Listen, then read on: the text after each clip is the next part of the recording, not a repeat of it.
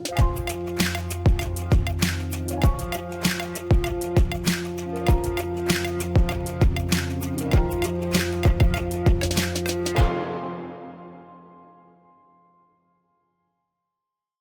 day, everyone. Welcome, and thank you for joining today's special edition of Teneo Insights. I'm Kevin Kajiwara in New York City. As the world now knows, on Saturday morning, Hamas militants surprisingly stormed in Israel by land, sea, and air from Gaza, killing more Israelis in a single day since the 1948 founding of the country. In addition, some 100-plus civilian and military hostages have been taken into Gaza, and now Israel has declared war and is likely to take unprecedented action. Here today to discuss the actions to date, what to expect, and what the ramifications and international response is likely to be, I'm joined by two of my colleagues. Ambassador Dennis Ross is a senior advisor to our sister firm West Exec Advisors and a distinguished fellow at the Washington Institute for Near East Policy. He has served in the Reagan, George H.W. Bush, and Clinton administrations, and for 2 years was special assistant to President Obama and National Security Council's senior director for the Central Region. He spent more than 12 years dedicated to shaping U.S. involvement in the Middle East peace process. And Jon Alterman, he's a senior advisor to Teneo and the director of the Middle East program at the Center for Strategic and International Studies, CSIS. He has served as a member of the policy planning staff at the U.S. State Department and as a special assistant to the Assistant Secretary of State for Near Eastern Affairs. Gentlemen, thank you very much for joining me on short notice today. And maybe let's just start with kind of giving your current assessment. There's been a lot of news just again today, but your current assessment of where things stand and what you're expecting, and perhaps Dennis, I can start with you, what you're expecting to see in the coming days sort of militarily and what we should be looking for. Well, I think the key is to understand that whatever the playbook has been in the past for Israel in confrontations and conflict with Hamas, that playbook is now out the window. What Hamas did on Saturday was a shock, created a shock in Israel, partly because of the nature of the intelligence surprise, partly because Israeli forces were really minimal down there in the south for reasons we can get into. But the shock in Israel exceeds the kind of shock we had on 9/11 here. The country is reeling. As I've just talked to somebody there in the security establishment, the blood is boiling. There is a need to demonstrate that Hamas was not only wrong, but Hamas is going to be defeated. I think reoccupation of Gaza is not off the table as an option. Certainly the effort to decapitate Hamas is going to be a strong one. Does that mean Israel will immediately go in on the ground? Not necessarily. They're not going to do this according to the way Hamas might think they will do it. But at some point, you're going to see major Israeli forces on the ground in Gaza. The scenes there will be awful. Hamas leadership is deep underground. The Israelis have told Palestinians in Gaza to leave 7 areas and designated where they should go to. Easier said than done. The objective Israel is likely to pursue in terms of decapitation, also easier said than done. This will get very messy. It's not going to go away. It'll be several weeks for sure. And there is the risk that Hezbollah will come in the north. So Israel will be facing a two-front war. So we're looking at something that is going to go on for a while. It won't be easy necessarily to conclude it. But the fact is, we're going to see what is really a difficult, rough period of time. Israel itself, I think, is completely poised for this, precisely because the nature of the losses have been so shocking, and the sense that Israel, more than anything else, must reestablish its deterrence. This is not just about sending a message as it relates to Hamas. It's basically a message to Iran and the whole region. Israel is not weak. Israel will not tolerate anything like this. And Israel's capacity to do something about it is there, and Israel's prepared to pay a price, regardless of what it may take. So let me ask you a quick follow-up on that, because you say that it's going to be ugly and it's going to be bloody, but you also say that perhaps the Israeli move into Gaza will not be exactly as, say, Hamas expected or was attempting to goad them into. So I'm wondering, I mean, obviously Hamas has got some pretty skilled, fanatical, kind of light infantry military people. But going into Gaza, which is, you know better than most, is a highly densely populated area, and kind of that sort of urban level of warfare, Fallujah style, Way City style, is incredibly difficult. So talk about how challenging that is, and maybe if you could comment as well on the challenge that is posed by the number of hostages that are currently in Gaza, and how that impacts the room for maneuver of the IDF. Look, I think the importance is very important as it relates to the hostages. I do think that probably related to the Hamas calculus. The way Israel has traditionally dealt with their citizens or their military people being held, we've seen in the past, they've traded more than 1,000 prisoners for the release of Gilad Shalit. So Hamas felt by bringing in the hostages, and it turns out a large number of children under the age of 10, grandmothers, including some Holocaust survivors, they clearly, I think, believe this would deter the Israelis from doing just what I've been describing. It is not going to deter the Israelis. I expect Hamas to start executing hostages as a way of trying to, again, affect the Israeli behavior. I don't see that happening. I do think you're quite right. As someone who, as a negotiator, I spent a lot of time in Gaza. And I can think of a lot of places one might want to have military forces. Gaza City is not one of them. You have very narrow, most streets are not wide, and then you have all sorts of alleyways. Hamas has built tens of miles of tunnels underground. All those tunnels are booby trapped. So this is a terrible fight that the Israelis will be going in to deal with, but they're not going to live with a situation where there's a ceasefire, Hamas retools, rearms, and then prepares for the next round. So the cost is going to be high. It's going to be messy. It'll be difficult. For sure, the Israelis have rehearsed all sorts of urban warfare scenarios in Gaza. When I say it won't be quite the way Hamas thinks, I expect you'll see a lot more commando units carrying out different attacks in different places. Based on intelligence the Israelis pick up, they did seize a deputy commander of Hamas, no doubt for intelligence purposes. Hamas will try to adjust what it does. They'll move around underground. But the Israelis, I think, even though you're going to see continuing attacks from the air, you'll probably see all sorts of commando strikes to begin in advance of any larger conventional move. But Israel has built up well over 100,000 forces opposite Gaza right now. So they have put themselves in a position where they're going to go in.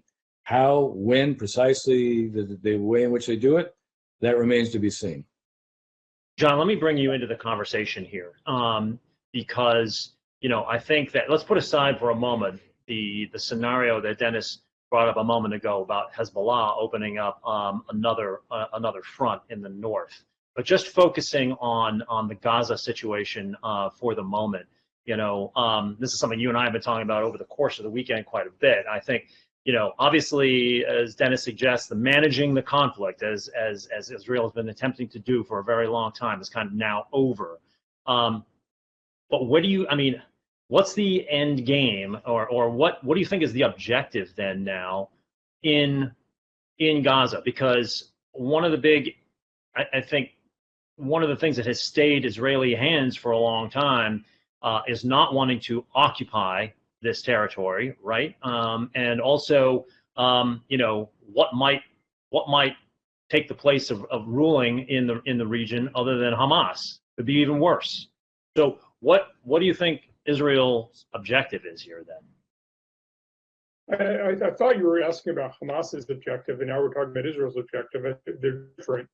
Hamas, I think, was trying to force Israel to deal with it. I wonder if Hamas actually was too successful for its goals, that it's provoked so much of a reaction from Israel that it's actually going to make it harder to get something of the settlement than they were looking for. But there's a psychological piece that Hamas has already won, that it's going to continue to win. And let me just give it some context. The Egyptian military still celebrates the 1973 war. right? Egyptian military day is October 6th.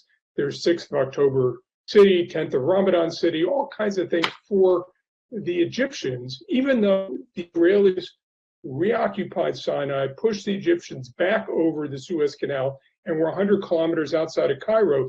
The fact that they were able to surprise the Israelis so profoundly is something 50 years later, the Egyptian military still holds dear. And it seems to me that part of this, from a Hamas calculation and from an Israeli calculation, is that the Palestinian national cause just had, in the minds of people who want to fight their way to a solution, just had the best day since 1948. And putting that genie back in the bottle as you deal with it, I think is going to be hard. Israel is going to have to find some way to find some solution, which I think for Palestinians either looks like utter defeat or looks like some sort of compromise win. It's going to be hard within the Israeli government, certainly the current ruling coalition, to allow something that for the Palestinians looks like a qualified win. And it seems to me that's one of the dangers they have, is how do you get out of this battle now that you started it? I think Dennis is right. We're sort of in a week or two what Israel is going to do, but certainly the near term, Israel is going to come in with profound force, as Israel's been with profound force before. But to me, the real question is 3 weeks, 4 weeks, 5 weeks in, Right. when the military operations are starting, what's the political horizon? I don't think there's much consensus at all in Israel on what that might look like.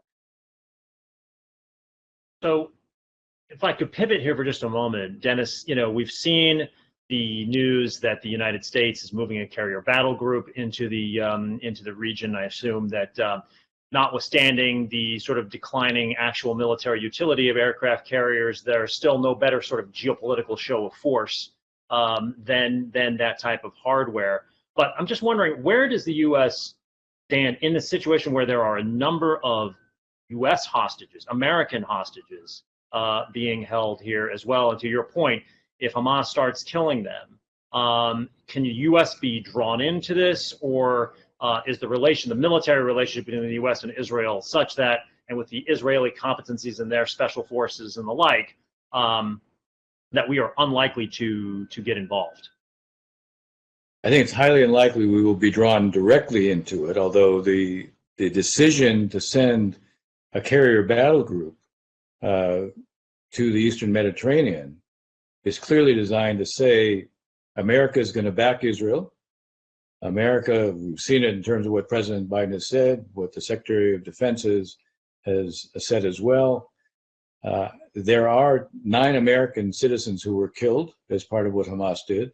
There are Americans who are among the hostages as well. It means the U.S. has an interest, it has a stake, but it's unlikely to be doing anything directly militarily. It will certainly, I think, create space for Israel for a period of time.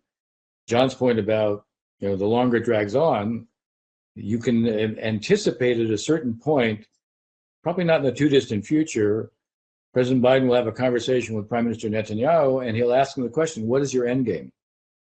I understand you're fully justified. What is your end game?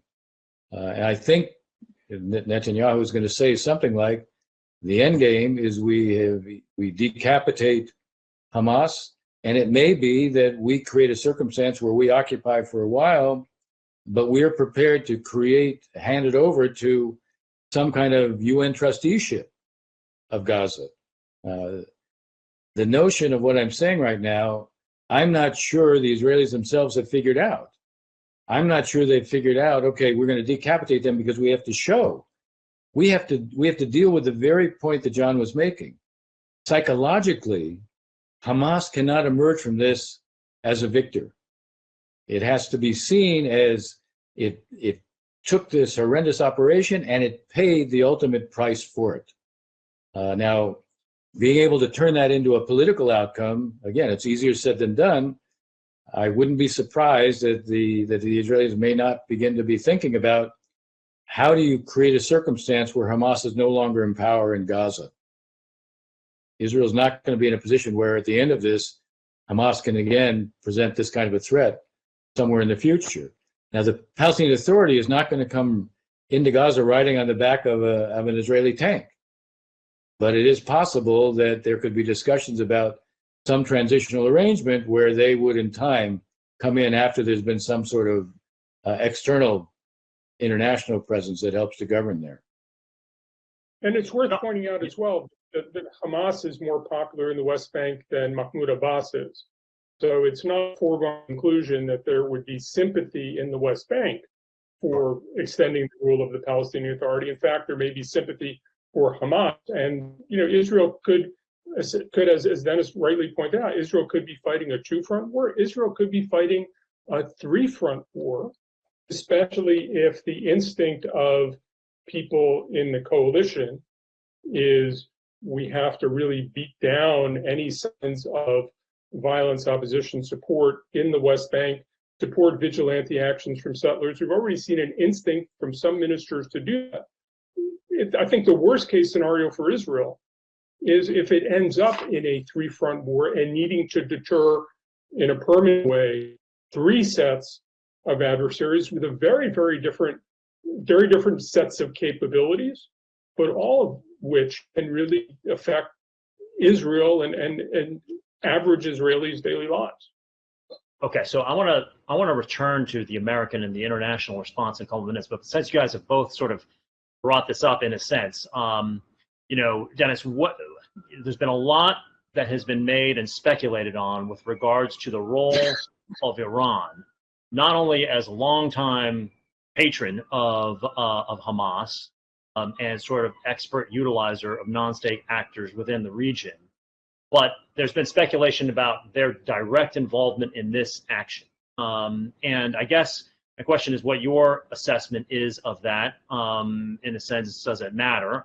But where do you think Iran is in all of this, and and then the ramification or what the implications are then for the utilization that John's just been talking about of, say, Hezbollah and the second and potentially third front scenarios? Very good question. Look, I think that Iran has played a role, and not just as a kind of patron or sponsor. There were Hamas leaders that went to Tehran. There were meetings that the Iranians helped to orchestrate, three-way in Beirut with Hezbollah, Hamas, and themselves. I think that Khani of the Revolutionary Guard was there at one point. So I think that they certainly played a part. Were they the key to doing this? I think they played a major role because I think they wanted to ensure there wasn't a Saudi-Israeli breakthrough on the one hand. I think they're pushing very hard to have Hezbollah open the second front. Hezbollah may, although I'm not sure it's a given, because Hezbollah is facing a reality where some of its own base are not enthusiastic about being sucked into a war. But it's going to be, I think it's a close call. So, there certainly have been some already mortars and missiles fired across the border. There was an effort at infiltration earlier today. Hezbollah said they had nothing to do with it. It probably was Hamas in southern Lebanon, but they're there at the sufferance of Hezbollah. Hezbollah may try to have it both ways, may not be so easy to do that. In the end, Iran will want the maximum number of fronts facing Israel. They will certainly use whatever monies they can to try to foment more within the West Bank. The Lion's Den in Nablus called for an uprising in the West Bank. There was not a response to it. It doesn't mean that won't change. There is also the question of the Israeli Arabs. There's, I would say 5% of Israeli Arabs are quite radicalized. Now, 5% may not sound like a lot, but that's about 50,000 people. So there are a lot of potentials here. So far, the focus is on Gaza. The potential for a second front with Lebanon is quite real. If you end up with a real second front, Hezbollah has 150,000 rockets. So Israel would be facing probably 3,000 rockets a day from there, at least for a while. Israel would, again, they'll be going in there. Just so you know, Israel has now mobilized 300,000 forces. 100,000 opposite Gaza, about 200,000 in the north. So they're not 200,000 north, but at least another 100,000 in the north. They are positioned for a multi-front conflict. They have rehearsed these kinds of operations.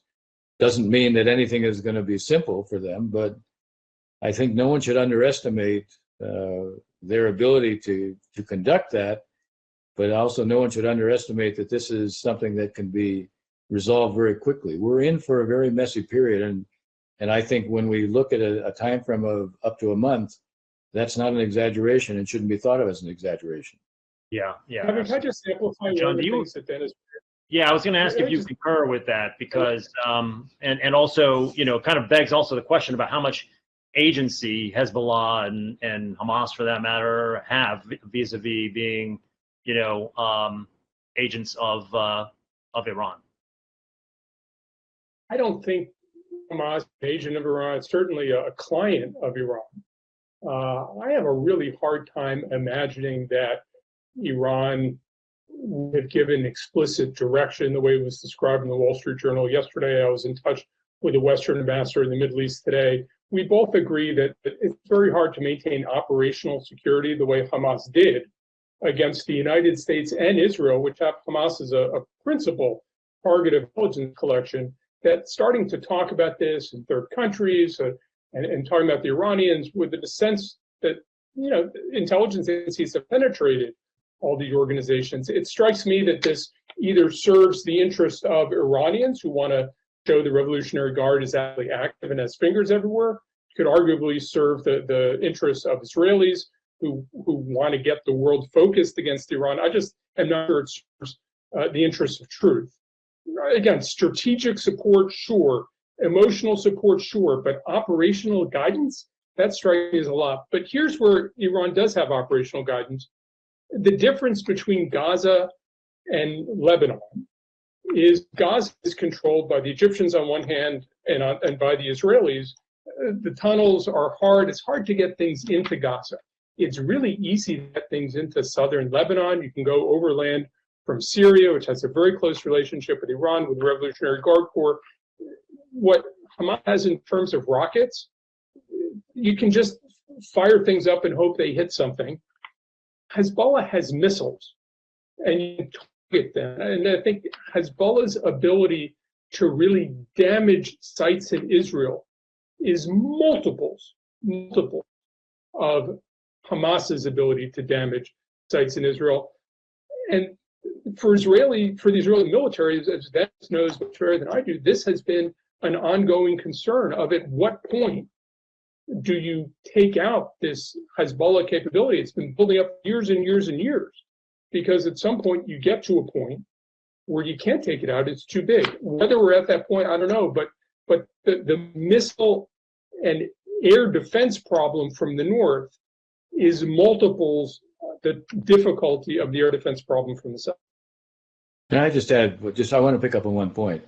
I definitely think Iran is a sponsor. The idea that I agree, the idea that they organize this, no. But did they bring Hezbollah and Hamas together?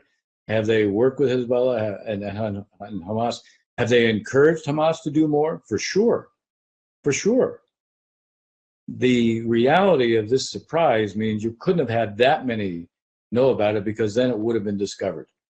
So there's no way I think that they dictated this. They're thrilled by it, but they didn't dictate it. And when it comes to the question about agency of Hezbollah is more a tool of Iran than Hamas is, for sure. But by the same token, Hezbollah will also have to make some judgments.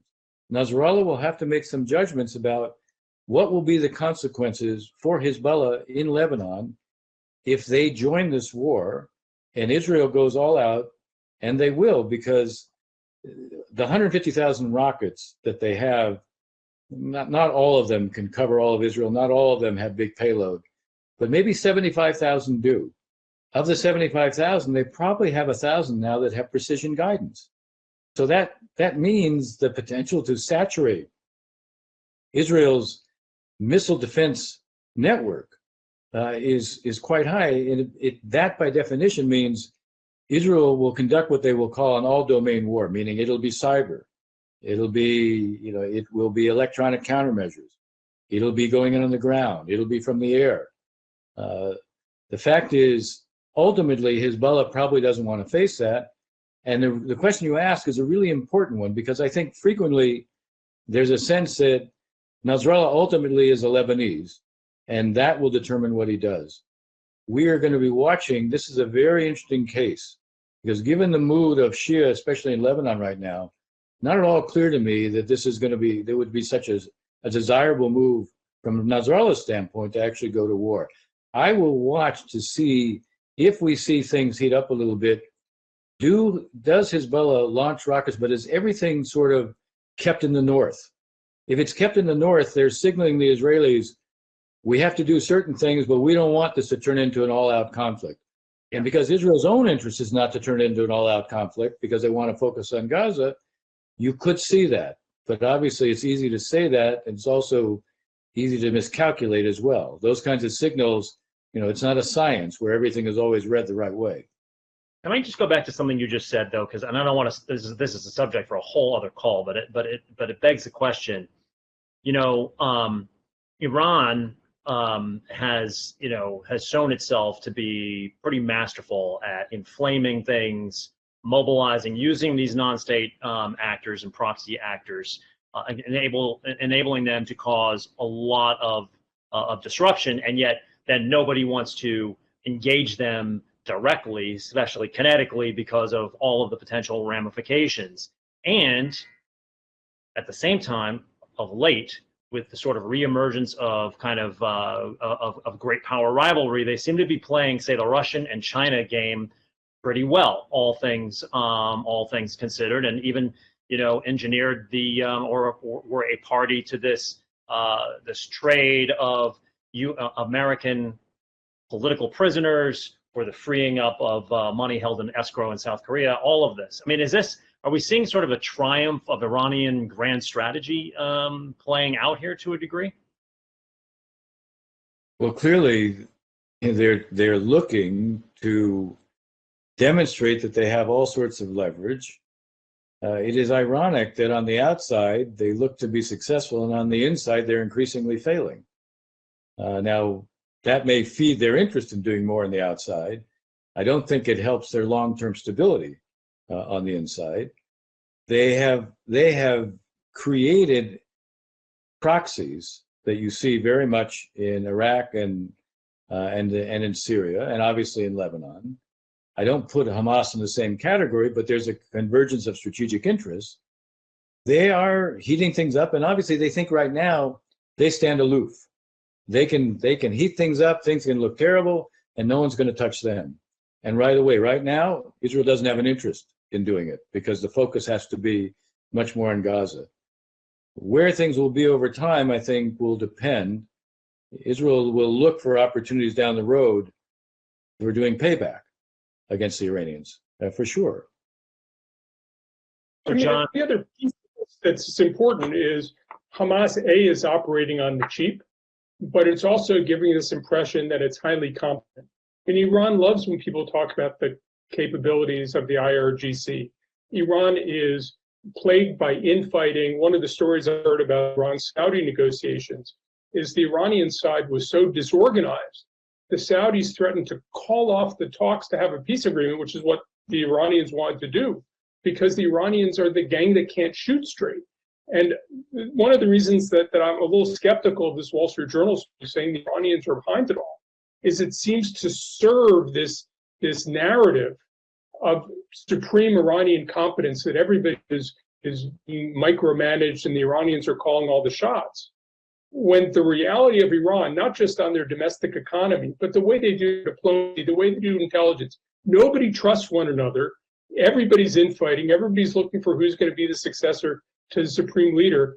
This is a group that is great, as you say, at sowing disorder, of making chaos.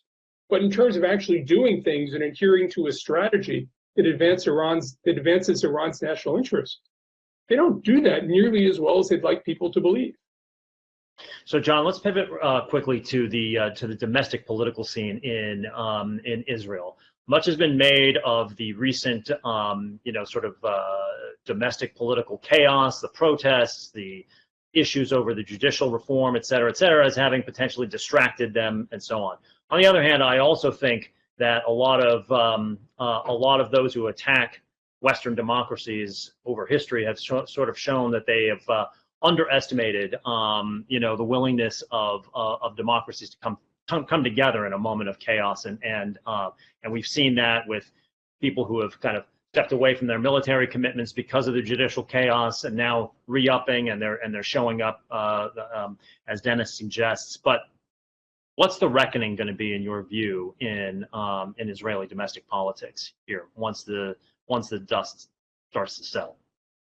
Well, I think now, as Dennis suggests, the reckoning is months away. Again, I think Hamas was so successful that it did unify Israelis. It did bring Israelis together. It did get Israelis, I think, to put aside a lot of the differences. I think where the reckoning is going to start to show itself is a question of, what are your war aims? How do you decide when to stop?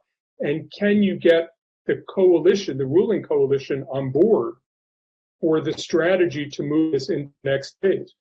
Part of this war is going to be fought on social media. Part of it's going to be fought through public diplomacy. There is, as there always is, every single time, increasing international pressure for Israel to stop fighting and to start negotiating.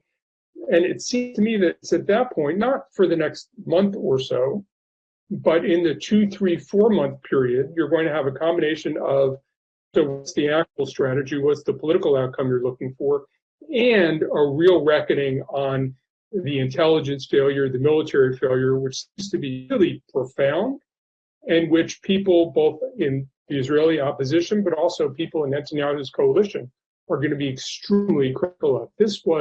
This should have been the principal target and of intelligence collection, defensive issues, and they convinced themselves that the issue was protecting settlers on the West Bank and doing other things. And I think that the misapplication of attention in 2, 3, 4 months' time is going to reach a crescendo. Dennis, look, it is interesting that if you go back to 1973, I mean, we literally were 50 years plus 1 day where you had a similar strategic surprise with catastrophic results.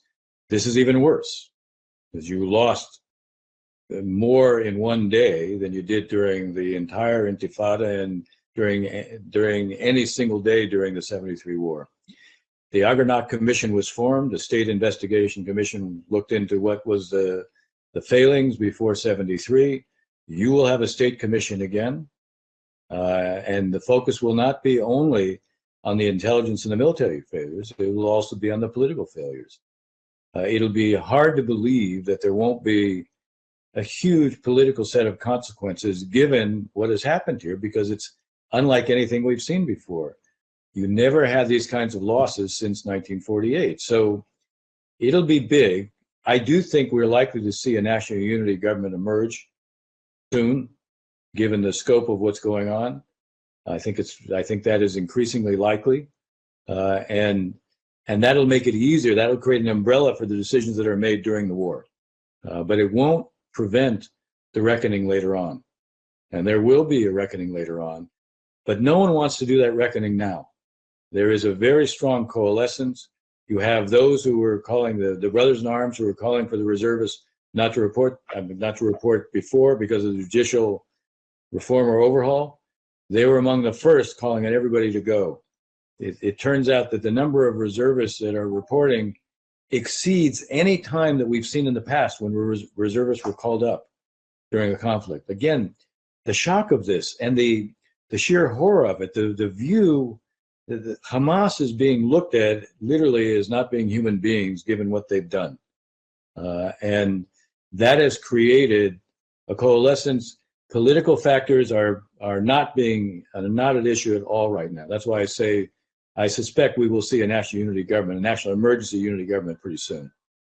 You know, you've brought up the 1973 Yom Kippur War a couple of times, and I say this knowing we could do an entire mini series on this, and books have been written about it. So maybe if we could ask you to just be super succinct, but you brought it up. There are a lot of differences here, though, right? In terms of, the surprise, obviously, but Sadat, the Egyptian president, did this attack with the, knowing that he had a bigger peace plan or a peace objective and the other thing was, is there a sort of a Kissingerian figure in all of this as well, who sort of thinks multidimensionally about what can be redesigned and where we could make lemonade out of the proverbial lemons, so to speak. Well, you raise a really interesting point. Is there someone on our side who has a strategic view of this, not just how do we bring it to an end, but in the aftermath of this, how does one turn something that was so profoundly negative into potentially a positive? Kissinger, from the beginning of the 73 war, was thinking, okay, we now have a war that will allow us, if we end it the right way, to launch a diplomatic effort.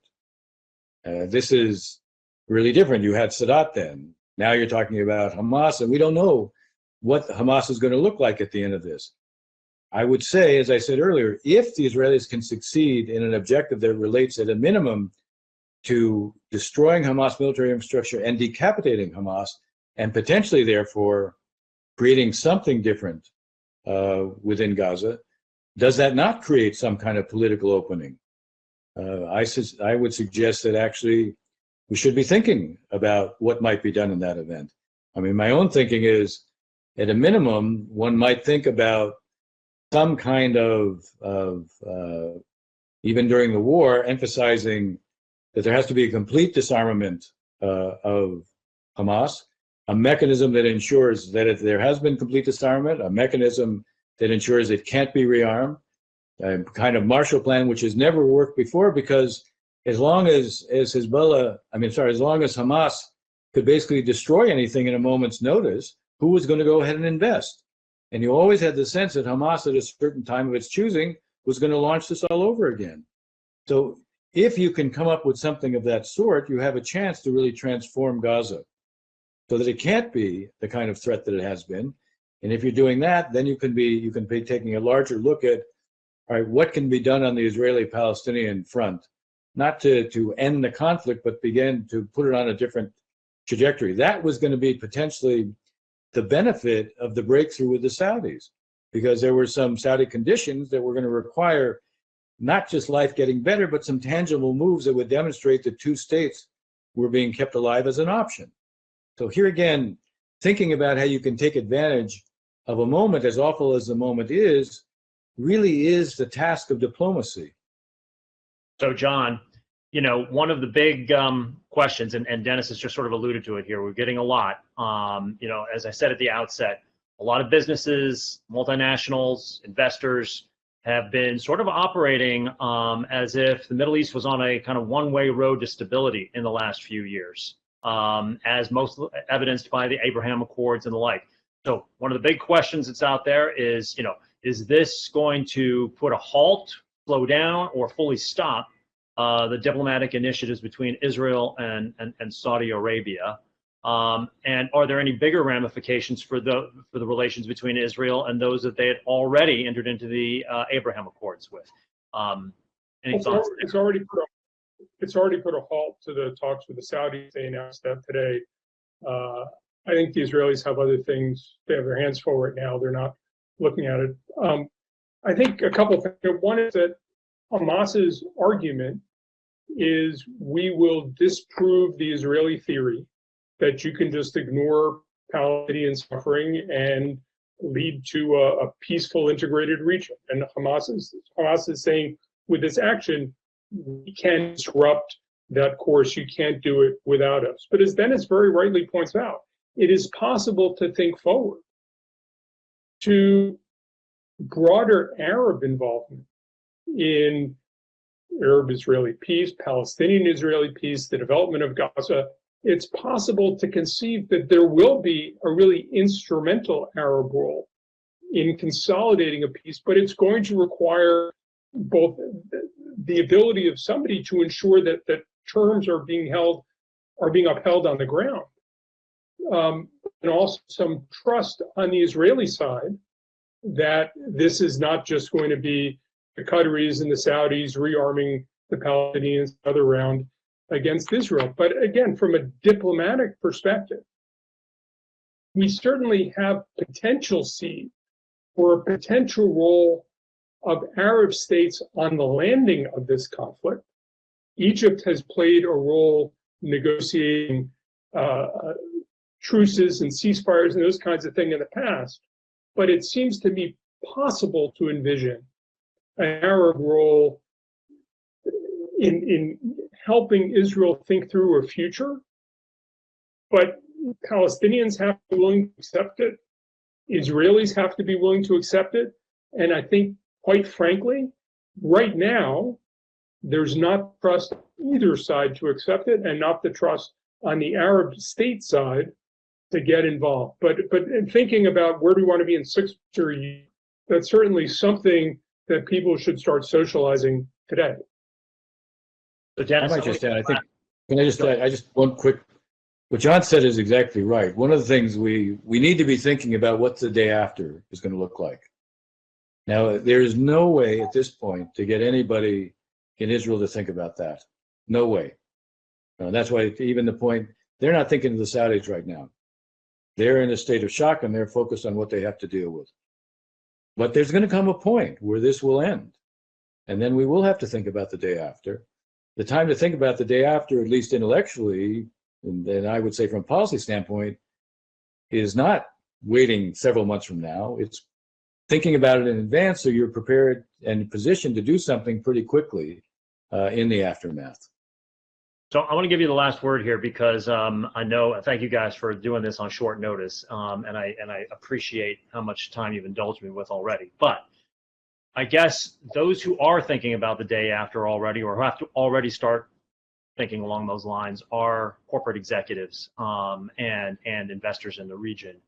And I'm wondering, if writ large, do you think that they need to reassess some of the assumptions that they have been making about the region in recent years? Or is it really going to be dependent on all of these variables that you and John have been talking about over the course of this conversation? If it remains, if the war remains, let's call it narrowly focused, for lack of a better word, then business can kind of continue as usual in the Gulf states and around other areas of the region, or it can go very badly, or it could become a much bigger question mark if the war really expands. I mean, I guess how should people be thinking about it right now with regards to their investment, their personnel on the ground, and the region as a market? Look, I would say maintain your perspective, and what I mean by that is what was happening in the region wasn't a function of external forces. It was a function of you had leaders defining their interests a certain way. Those needs, as it relates to climate change, water security, food security, health security, cybersecurity, none of those needs have disappeared. They may be more acute in the aftermath of what may be a very disruptive war for a period of time. And there could be a period after that, again, where you still have to adjust. But those needs haven't disappeared and they're going to come back. So maintain the perspective, recognize you're going to go through what is going to be a difficult period. There could be some transition after that. But ultimately, these basic needs are still there. They're still going to have to be addressed. One of the realities of a lot of these, especially the Gulf states, they're more sensitive to the issues of governance and the need to preserve governance. That's not going to disappear. So the longer term trajectory, I'm still hopeful about. I would say if the Israelis can succeed in their war aims, the region looks one way. If it is much more messy at the end, then it's going to be a longer transition in the aftermath of it. But as I said, those needs don't disappear.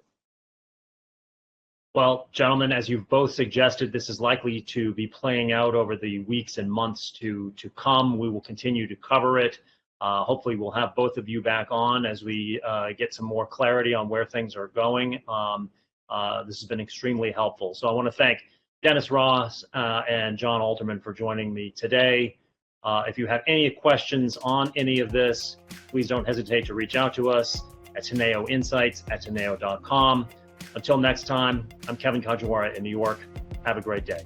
Thank you, Jon.